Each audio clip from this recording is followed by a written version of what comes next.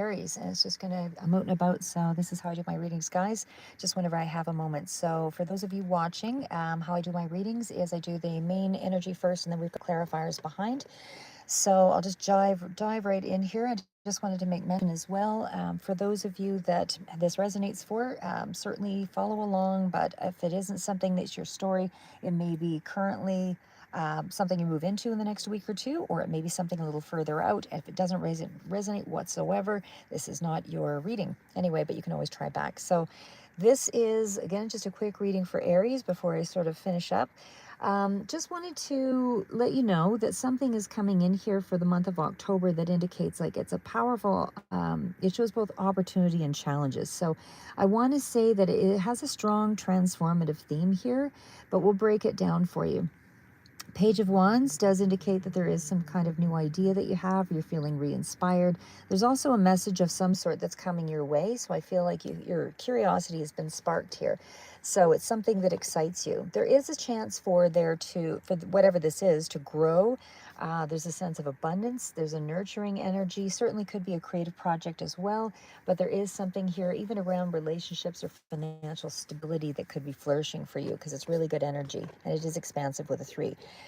Queen of Pentacles, practical support, there's financial security, really grounded energy here. So someone, you or another person, but I feel like you're quite resourceful, and it does help to stabilize your finances, your home, your work. And with the Magician, there's something you're trying to manifest and put yourself into as far as increasing your personal power. So I feel like you have a chance to turn your ideas into the reality, and you have the tools at hand to make that happen.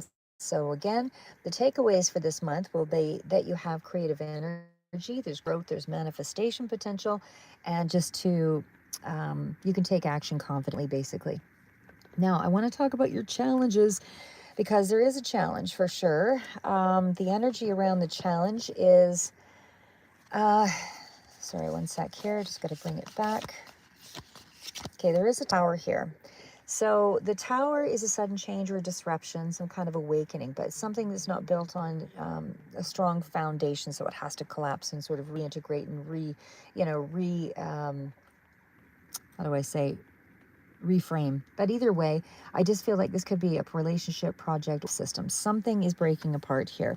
Now, I did see the 3 of Swords. There's conflict, but there's also the 9 of Wands. So there's resilience that's required. So you may feel worn down or challenged, and this may be a repeating challenge, but your perseverance is going to protect you. So we also have that King of Wands. That's a level of leadership, bold action, whether this is you or someone else.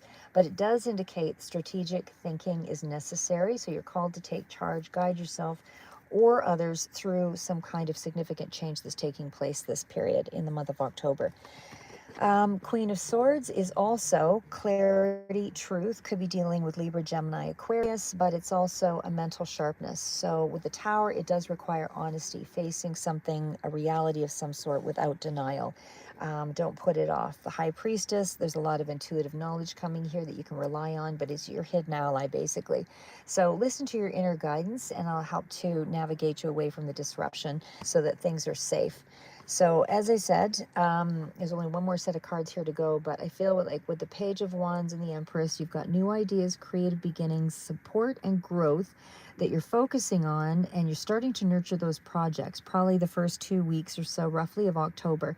By the middle of October, roughly, again, there's something about practical manifestation, being resourceful with your ideas, turning it into something that's more grounded, making it manifest in the real world. By late October, that's where you hit the Tower. So there's something about a sudden change or an upheaval.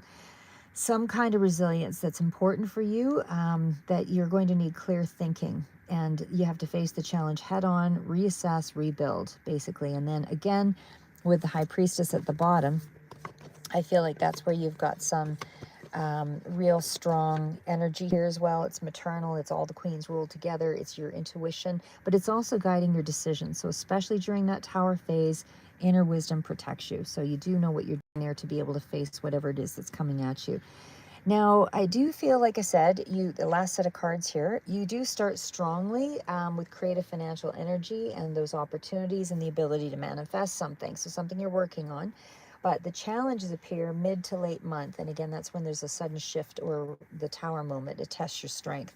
But you will have success because it depends on your resilience, your strategy, and you being honest with yourself about something. Trust your gut feelings over external chaos.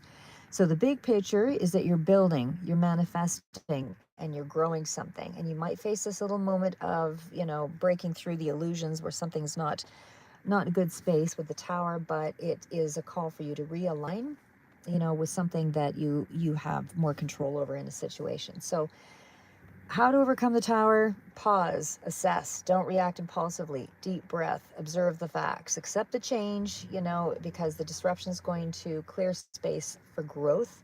Act decisively, but then there's the boundaries that you have to keep up there to avoid unnecessary drama.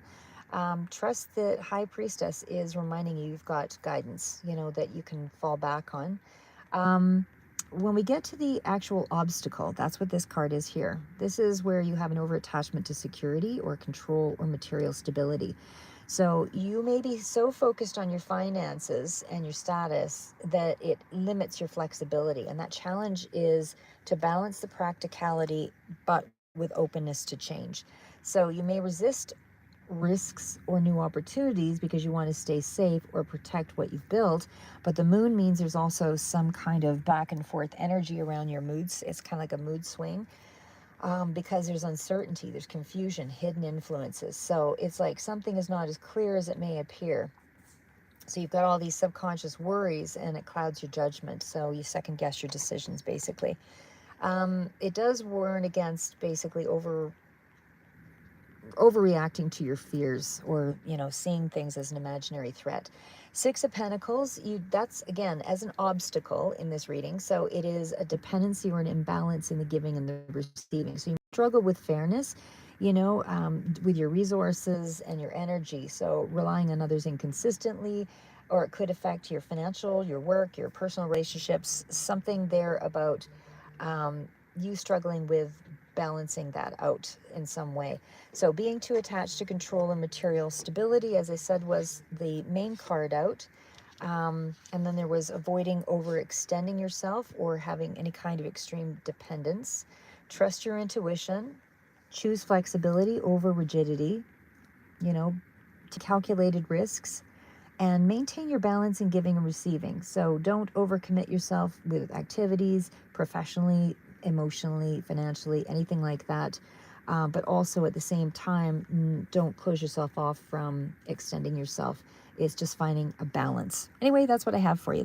We're going to keep it at that. I might do an extra one depending on time frame. Keep moving forward, guys. It's not how good you are, it's how good you want to be. And until the next read.